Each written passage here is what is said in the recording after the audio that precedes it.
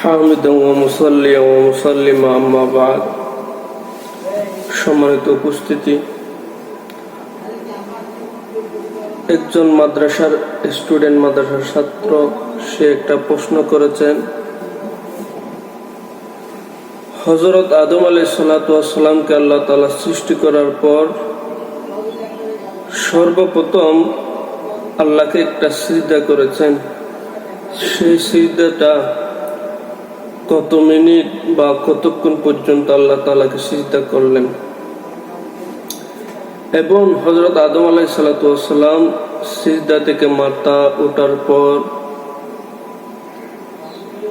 সর্বপ্রথম কি দেখেছেন, এই বিষয় নিয়ে আমি আপনাদের সামনে সংক্ষিপ্ত আকারে কথা বলবো।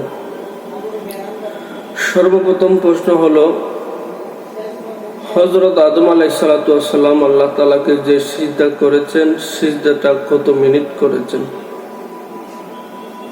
সিজদার সময় হলো দুনিয়ার সময়ে আসরের পর থেকে মাগরিব পর্যন্ত যতটুকুন সময়, এতটুকুন সময় হযরত আদম আলাইহিস সালাতু ওয়াস সালাম আল্লাহ তাআলাকে সিজদা করেছেন।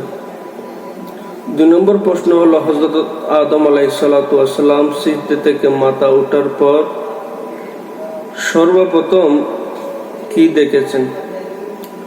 হযরত আদম আলাইহিস সালাতু ওয়াস সালামকে আল্লাহ বলেন, হে আদম, মাথা উঠাও। ফারাফা রাসাহু, অতঃপর হযরত আদম আলাইহিস সালাতু ওয়াস সালাম নিজের মাথাটাকে উঠালেন।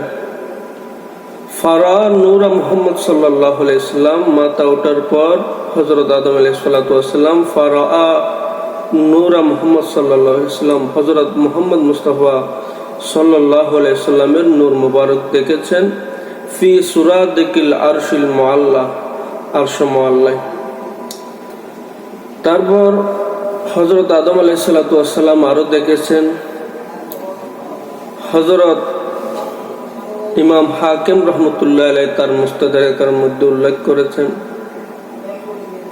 হযরত খতিব কস্তালানি মাওয়াহিবুল লুদুনিয়াতে উল্লেখ করেছেন,